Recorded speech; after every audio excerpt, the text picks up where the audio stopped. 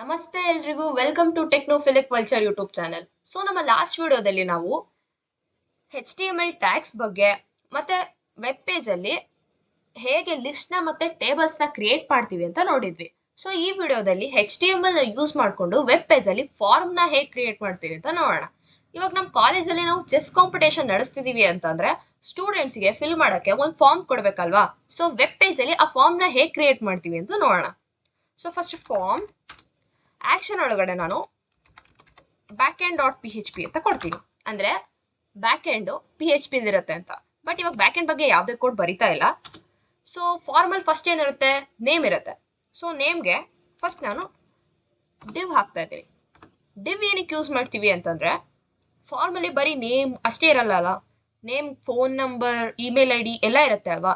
So ಒಂದ್ element ಮತ್ತೆ ಇನ್ನೊಂದು ಎಲಿಮೆಂಟ್ ಮಧ್ಯೆ ಮಾರ್ಜಿನ್ ಕ್ರಿಯೇಟ್ ಮಾಡೋದಕ್ಕೋಸ್ಕರ ನಾವು div ನ ಯೂಸ್ ಮಾಡ್ತೀವಿ.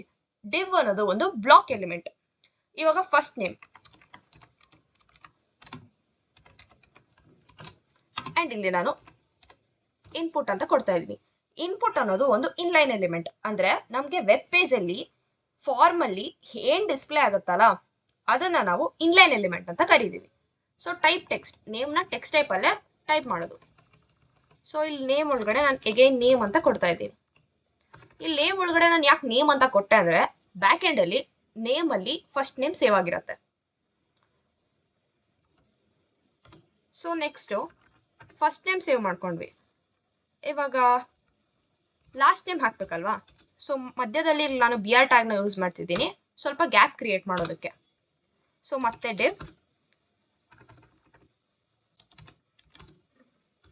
ಅಂಡ್ ಲಾಸ್ಟ್ ನೇಮ್ ಅಂಡ್ ಮತ್ತೆ ಇನ್ಪುಟ್ ಟ್ಯಾಗ್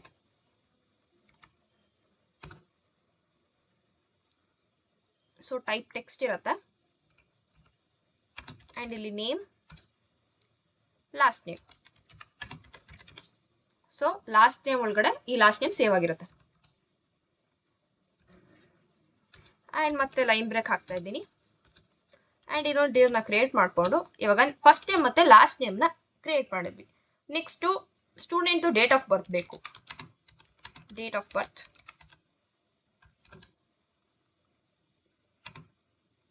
ಸೊ ಇನ್ಪುಟ್, ಇಲ್ಲಿ ಇನ್ಪುಟ್ ಡೇಟ್ ಅಂತ ಇದೆ, ಅದ್ರ ಮೇಲೆ ಕ್ಲಿಕ್ ಮಾಡಿದ್ರೆ ಆ ಟೈಪ್ ಡೇಟ್ ಟೈಪ್ ಅಲ್ಲಿ ನಮ್ಗೆ ಸಿಗುತ್ತೆ. And name, date of birth. So ಇಲ್ಲಿ ID ನಾನು ಸದ್ಯಕ್ಕೆ ಇಗ್ನೋರ್ ಮಾಡ್ತಾ ಇದ್ದೀನಿ ಅಂಡ್ ಮತ್ತೆ ಒಂದು ಲೈನ್ ಬ್ರೇಕ್ ಆಡ್ ಮಾಡ್ತೀನಿ. ಸೊ ಇವಾಗ first name, last name, date of ಬರ್ತ್ ಆಯ್ತು. ನೆಕ್ಸ್ಟ್ ಸ್ಟೂಡೆಂಟು ಇವಾಗ ಇಂಜಿನಿಯರಿಂಗ್ ಕಾಲೇಜ್ದು ಚೆಸ್ ಕಾಂಪಿಟೇಷನ್ ನಡೀತಿದೆ ಅಂದ್ರೆ ಸ್ಟೂಡೆಂಟ್ ಯಾವ ಡಿಪಾರ್ಟ್ಮೆಂಟ್ ಇಂದ ಪಾರ್ಟಿಸಿಪೇಟ್ ಮಾಡ್ತಿದ್ದಾರೆ ಅಂತ ಗೊತ್ತಾಗಬೇಕು. ಅಂದ್ರೆ ಸ್ಟೂಡೆಂಟು AML ಡಿಪಾರ್ಟ್ಮೆಂಟ್ ಅವರ, CSE ಡಿಪಾರ್ಟ್ಮೆಂಟ್ ಅವರ, ಮೆಕ್ಯಾನಿಕಲ್ ಡಿಪಾರ್ಟ್ಮೆಂಟ್ ಅವರ, ಸಿವಿಲ್ ಡಿಪಾರ್ಟ್ಮೆಂಟ್ ಅವರ ಅಂತ. So department, again input, inline element, type text, name, department. So ಇವಾಗ ಡಿಪಾರ್ಟ್ಮೆಂಟ್ ಆಯ್ತು. ಮತ್ತೆ ಲೈನ್ ಬ್ರೇಕ್ ಆಡ್ ಮಾಡಿ ಇನ್ನೊಂದು div ಕ್ರಿಯೇಟ್ ಮಾಡಿ. ಇವಾಗ next student phone number,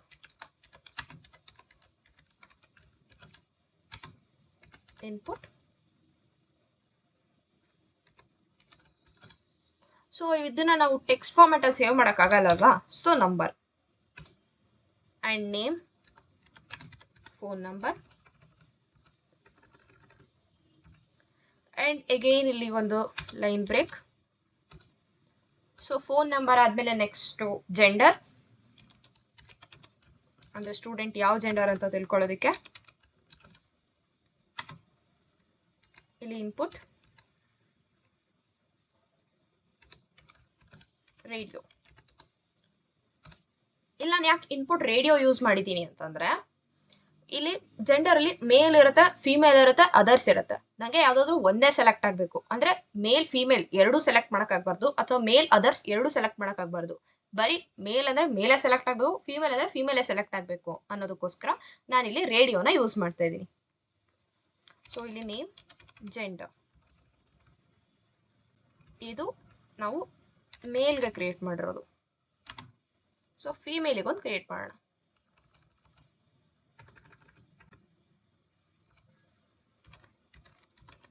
so female, again input, radio, name, gender. So ಮೇಲ್ ಆಯ್ತು, ಫೀಮೇಲ್ ಆಯ್ತು. Next others.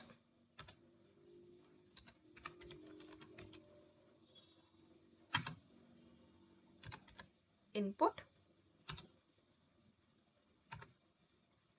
Type radio, so name, gender. So ಇವಾಗ ಜೆಂಡರ್ ಆಯ್ತು. ನೆಕ್ಸ್ಟ್ ಏನಿರುತ್ತೆ ಒಂದು ಫಾರ್ಮ್ ಅಲ್ಲಿ, ಆರ್ ಯು ಎಲಿಜಿಬಲ್ ಅಂತ ಒಂದಿರುತ್ತೆ. ಸೊ ಇಲ್ಲಿ ನಾನು ಡಿವ್ ಹಾಕಿಲ್ಲ, ಹಾಕ್ತಿದ್ದೀನಿ.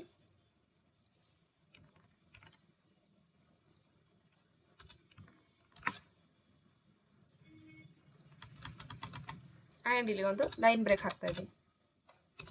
ಸೊ ನೆಕ್ಸ್ಟ್ ಡಿವ್ ಒಳಗಡೆ ಆರ್ ಯು ಎಲಿಜಿಬಲ್ ಅಂತ ಒಂದು ಕ್ವಶನ್ ಕೇಳ್ತಾ ಇದ್ದೀನಿ. ಸೊ ಇದಕ್ಕೆ ಇನ್ಪುಟ್ ಚೆಕ್ ಬಾಕ್ಸ್ ಕೊಡ್ತಾ ಇದ್ದೀನಿ, ಅಂದರೆ ರೈಟ್ ಮಾರ್ಕ್ ಆ್ಯಡ್ ಮಾಡೋದಕ್ಕೆ. ಸೊ ಇಲ್ಲಿ ನೇಮ್, ಎಲಿಜಿಬಿಲಿಟಿ.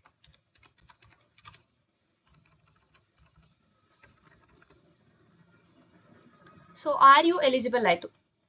ನೆಕ್ಸ್ಟ್ ಏನು, next email I D. Student ಅಕಸ್ಮಾತ್ ಫೋನ್ ನಂಬರ್ ರೀಚ್ ಆಗಲಿಲ್ಲ ಅಂದರೆ ನಮಗೆ ಇಮೇಲ್ ಐ ಡಿ ಬೇಕಾಗುತ್ತೆ. So email I D. So email I D, input,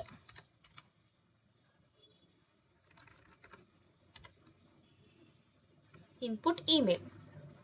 so name ಮತ್ತೆ ಇಮೇಲ್ ಐ ಡಿ ಅಂತ ಕೊಡ್ತಾ ಇದ್ದೀನಿ.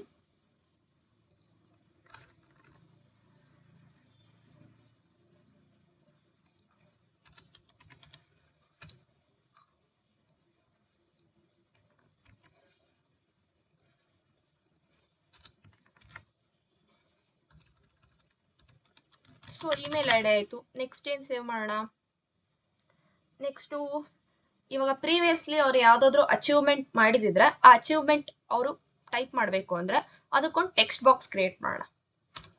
ಸೊ ಅದನ್ನು ಹೇಗೆ ಮಾಡ್ತೀವಿ ಅಂತಂದರೆ, ಇಲ್ಲೊಂದು ಡಿವ್ ಕ್ರಿಯೇಟ್ ಮಾಡಿ, ಇದರೊಳಗಡೆ text area. So text area ಒಳಗಡೆ name, again text area, and ID ಏನು ಬೇಡ. ಸೊ ಕಾಲಮ್ಸ್ 30 ಕಾಲಮ್ಸ್ 10 ರೋಸ್ ಇದೆ, ನಮ್ಗೆ ಎಷ್ಟು ಬೇಕಷ್ಟು ಮಾಡ್ಕೋಬೋದು. ನಾನು ಸದ್ಯಕ್ಕೆ ಇದನ್ನು ಇಷ್ಟೇ ಇಡ್ತಿದ್ದೀನಿ.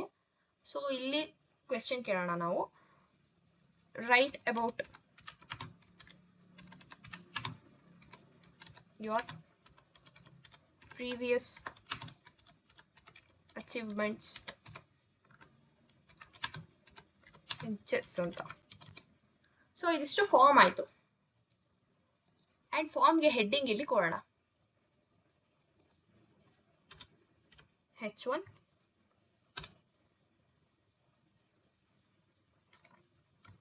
ಸೊ ಚೆಸ್ ಕಾಂಪಿಟೇಷನ್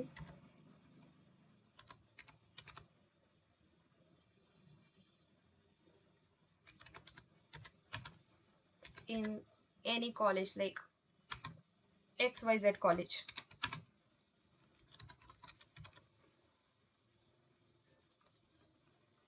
ಸೊ ಇದಿಷ್ಟು ಫಾರ್ಮ್ ಆಯಿತು. ಫಾರ್ಮ್ ಆದಮೇಲೆ ಸಬ್ಮಿಟ್ ಕೊಡಬೇಕಲ್ವಾ. ಸೊ ಸಬ್ಮಿಟ್ಗೆ ಸಬ್ಮಿಟ್ ಫಾರ್ಮ್,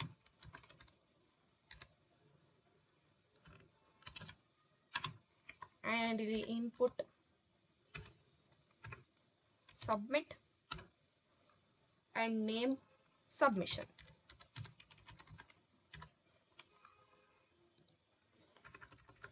ಸೊ ಇವಾಗ ಫಾರ್ಮ್ ಅಲ್ಲಿ ಏನೋ ರಾಂಗ್ ಇನ್ಫಾರ್ಮೇಶನ್ ಹಾಕ್ಬಿಟ್ಟಿದೀವಪ್ಪ, ನಾವು ಫಾರ್ಮ್ ನ ಮತ್ತೆ ರೀಸೆಟ್ ಮಾಡಬೇಕು ಅಂತಂದ್ರೆ ಅವಾಗ ನಾವು ರೀಸೆಟ್ ನಾವು ಕೊಡ್ಬೋದು.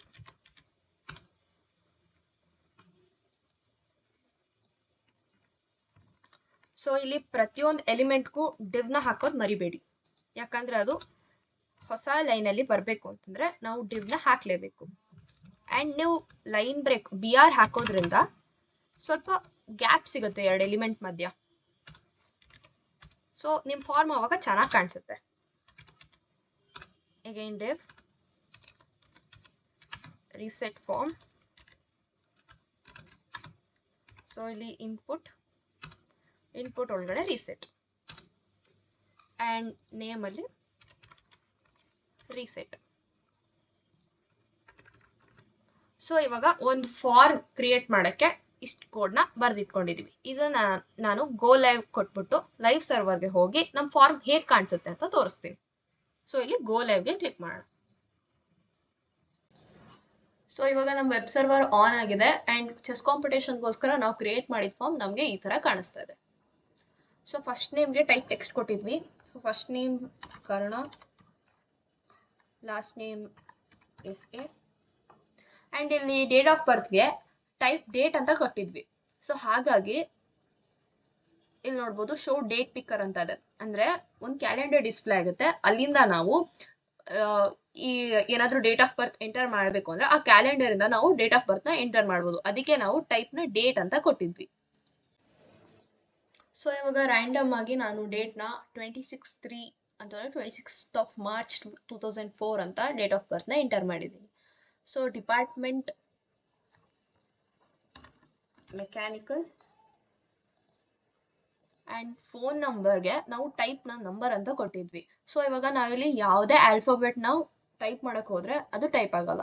ನೀವು ಬೇಕಾದರೆ ಟ್ರೈ ಮಾಡ್ಬೋದು. ಇವಾಗ ನಾನು ಟ್ರೈ ಮಾಡ್ತೀನಿ. ನಾನು ಇಲ್ಲಿ ಯಾವುದೇ ಆಲ್ಫಾಬೆಟ್ ಟೈಪ್ ಮಾಡಿದ್ರೂ ಆಗಲ್ಲ, ಬಟ್ ಈ ಮಾತ್ರನೇ ಟೈಪ್ ಆಗುತ್ತೆ. ಯಾಕೆ ಈ ಆಲ್ಫಾಬೆಟ್ ಮಾತ್ರ ಟೈಪ್ ಆಗುತ್ತೆ ಅಂತಂದರೆ, ಇವಾಗ to the power of something ಬರಿಬೇಕು ಅಂತಂದರೆ, ಅಂದರೆ ಇವಾಗ 2 to the power of 10 ಅಂತ ಬರೀಬೇಕು ಅಂದ್ಕೊಳ್ಳಿ. ಅವಾಗ ನಾವು ಹೆಂಗೆ ಬರಿತೀವಿ ಅಂತಂದರೆ 2E10 ಅಂತ, ಅಂದರೆ 2 to the power of 10 ಅಂತ ಇಂಡಿಕೇಟ್ ಮಾಡುತ್ತೆ. ಸೊ ಇಲ್ಲಿ ಈ ಆಲ್ಫಾಬೆಟ್ ಬಿಟ್ಟು ಬೇರೆ ಯಾವುದೇ ಆಲ್ಫಾಬೆಟ್ಟು ನಂಬರ್ ಟೈಪಲ್ಲಿ ಟೈಪ್ ಮಾಡೋದಕ್ಕಾಗಲ್ಲ. ಸೊ ಫೋನ್ ನಂಬರ್ 0123456789 ಅಂತ ಕೊಡ್ತಾ ಇದ್ದೀನಿ. ಆ್ಯಂಡ್ ಜೆಂಡರ್ಗೆ ಟೈಪ್ನ ನಾವು ರೇಡಿಯೋ ಅಂತ ಯೂಸ್ ಮಾಡಿದ್ವಿ. ಯಾಕೆ ರೇಡಿಯೋ ಅಂತ ಯೂಸ್ ಮಾಡಿದ್ವಿ ಅಂತಂದರೆ, ಐದರ್ ನನಗೆ ಮೇಲ್ ಸೆಲೆಕ್ಟ್ ಆಗಬೇಕು ಆರ್ ಫಿಮೇಲ್ ಸೆಲೆಕ್ಟ್ ಆಗಬೇಕು ಆರ್ ಅದರ್ ಸೆಲೆಕ್ಟ್ ಆಗಬೇಕು. ಅಂದರೆ ಈ 3 ಆಪ್ಷನಲ್ಲಿ ಯಾವುದಾದ್ರೂ ಒಂದೇ ಜೆಂಡರ್ ಸೆಲೆಕ್ಟ್ ಆಗಬೇಕು. 2 ಜೆಂಡರ್ನ ಒಟ್ಟಿಗೆ ಸೆಲೆಕ್ಟ್ ಮಾಡೋಕ್ಕೆ ಬರಬಾರ್ದು ಅಂತಲೇ ರೇಡಿಯೋ ಟೈಪ್ ಯೂಸ್ ಮಾಡಿದ್ವಿ. ಅಕಸ್ಮಾತ್ ಸೆಲೆಕ್ಟ್ ಮಾಡಿದ್ರೆ ಏನಾಗುತ್ತೆ, ಇವಾಗ ನಾನು ಮೇಲ್ ಸೆಲೆಕ್ಟ್ ಮಾಡಿದ್ದೀನಿ, ನಾನು ಅದರ್ ಸೆಲೆಕ್ಟ್ ಮಾಡ್ತೀನಪ್ಪ, ಅವಾಗ ಏನಾಗುತ್ತೆ ಅಂತಂದರೆ ಮೇಲ್ ಡಿಸ್ಸೆಲೆಕ್ಟ್ ಆಗುತ್ತೆ, ಅದರ್ ಸೆಲೆಕ್ಟ್ ಆಗುತ್ತೆ. ಸೊ ಇಲ್ಲಿ ನೋಡ್ಬೋದು ಮೇಲ್ ಡಿಸ್ಸೆಲೆಕ್ಟ್ ಆಯಿತು. ಸೊ ಕರ್ಣ ಅದು gender male. And are you eligible ಅಂತ ಒಂದು ಚೆಕ್ ಬಾಕ್ಸ್ ಟೈಪ್ ಕೊಟ್ಟಿದ್ವಿ. ಚೆಕ್ ಬಾಕ್ಸ್ ಏನಕ್ಕೆ ಕೊಟ್ಟಿದ್ವಿ ಅಂತಂದರೆ, ಆರ್ ಯು ಎಲಿಜಿಬಲ್ ಅಂತಂದರೆ ರೈಟ್ ಮಾರ್ಕ್ ಹಾಕೋಕೆ ಎಲಿಜಿಬಲ್ ಇದ್ರೆ, ಇಲ್ಲ ಅಂತಂದರೆ ಆ ಬಾಕ್ಸ್ನ ಖಾಲಿ ಬಿಡೋದಕ್ಕೆ. So Karna is eligible. And email I D. So email I D ಒಂದು ರ್ಯಾಂಡಮ್ ಹಾಕೋಣ, karna7@gmail.com ಅಂತ.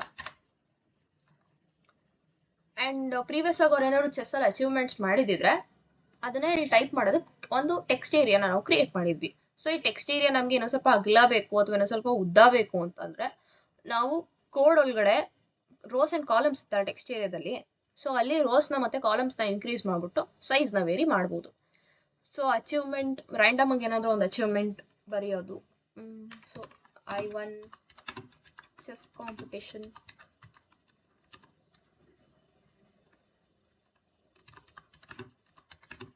ಇನ್ ಮೈ ಸ್ಕೂಲ್ ಅಂತ ಸುಮ್ಮನೆ ರ್ಯಾಂಡಮ್ ಆಗಿ ಒಂದು ಅಚೀವ್ಮೆಂಟ್ನ ಆ್ಯಡ್ ಮಾಡ್ತಾ ಇದ್ದೀನಿ. ಸೊ ಇಲ್ಲಿ ಕೆಳಗಡೆ ಸಬ್ಮಿಟ್ ಫಾರ್ಮ್ ಇದೆ, ರೀಸೆಟ್ ಫಾರ್ಮ್ ಇದೆ. ಇವಾಗ ನಾನು ಸಬ್ಮಿಟ್ ಮೇಲೆ ಕ್ಲಿಕ್ ಮಾಡಿದ ತಕ್ಷಣ ಇದು ಸಬ್ಮಿಟ್ ಆಗುತ್ತೆ. ಅದೇ ನಾನು ರೀಸೆಟ್ ಮೇಲೆ ಕ್ಲಿಕ್ ಮಾಡಿದ್ರೆ ಈ ಇಡೀ ಫಾರ್ಮ್ ರೀಸೆಟ್ ಆಗುತ್ತೆ. ಅಂತಂದರೆ ನಾವು ಎಂಟರ್ ಮಾಡಿರೋ ಎಲ್ಲ ಡೀಟೇಲ್ಸು ಕ್ಲಿಯರ್ ಆಗುತ್ತೆ, ಮತ್ತೆ ಹೊಸದಾಗಿದ್ದ ನಾವು ಡೀಟೇಲ್ಸ್ನ ಎಂಟರ್ ಮಾಡಬೇಕಾಗುತ್ತೆ. ಇವಾಗ ನಾವೇನಾದ್ರು ಫಾರ್ಮಲ್ಲಿ ಭಾಳ ತಪ್ಪು ಮಾಡಿಬಿಟ್ಟಿದ್ದೀವಿ, ಹೊಸದಾಗಿ ಫಾರ್ಮ್ನ ಫಿಲ್ ಮಾಡಬೇಕು ಅಂತಂದರೆ ರೀಸೆಟ್ ಬಟನ್ ಮೇಲೆ ಕ್ಲಿಕ್ ಮಾಡಿದ್ರೆ ಆಯಿತು, ಫಾರ್ಮಲ್ಲಿ ನಾವು ಎಂಟರ್ ಮಾಡಿರೋ ಎಲ್ಲ ಡೀಟೇಲ್ಸು ಎರೇಸ್ ಆಗೋಗುತ್ತೆ. ಸೊ ನಾನು ಸಬ್ಮಿಟ್ ಕೊಟ್ಟರೆ ಸಬ್ಮಿಟ್ ಆಗಿ ನಂಗೊಂದು ಎರರ್ ಮೆಸೇಜ್ ಬರುತ್ತೆ. ಎರರ್ ಮೆಸೇಜ್ ಏನಕ್ಕೆ ಬರುತ್ತೆ ಅಂತಂದರೆ, ನಾವು ಫಾರ್ಮ್ ಅಂತ ಬರೆದಾಗ ಫಸ್ಟ್ ಲೈನಲ್ಲಿ ಆ್ಯಕ್ಷನಲ್ಲಿ backend.php ಅಂತ ಬರೆದಿದ್ವಿ. ಬಟ್ ನಾವಿಲ್ಲಿ PHPನ ಬ್ಯಾಕೆಂಡಲ್ಲಿ ಯೂಸ್ ಮಾಡಿಲ್ಲ ಅಲ್ಲ, ಸೊ ಬ್ಯಾಕೆಂಡಲ್ಲಿ ಏನೂ ಬರೆದಿಲ್ಲ. ಹಾಗಾಗಿ ನಂಗೆ ಸಬ್ಮಿಟ್ ಮಾಡಿದ ತಕ್ಷಣ ನಂಗೊಂದು ಎರರ್ ಮೆಸೇಜ್ ಬರುತ್ತೆ. ಸೊ ಸಬ್ಮಿಟ್ ಇಲ್ಲೊಂದು ಎರರ್ ಮೆಸೇಜ್ ಬರ್ತಾ ಇದೆ ನೋಡಿ, ಕೆನಾಟ್ ಗೆಟ್ backend.php ಅಂತ. ಸೊ ಇಲ್ಲಿ ನಾವು ಬ್ಯಾಕೆಂಡ್ ಬರೆದಿದ್ದರೆ ಇಲ್ಲಿ ಫಾರ್ಮ್ ಸಬ್ಮಿಟ್ ಆಗಿರೋದು, ಬಟ್ ನಾವು ಬರ್ದಿಲ್ವಲ್ಲ, ಸೊ ಕೆನಾಟ್ ಗೆಟ್ backend.php ಅಂತ ಬಂದಿದೆ. ಸೊ ಹೀಗೆ ನಾವು ಒಂದು ವೆಬ್ ಪೇಜಲ್ಲಿ ಒಂದು ಫಾರ್ಮ್ನ ಕ್ರಿಯೇಟ್ ಮಾಡ್ಬೋದು.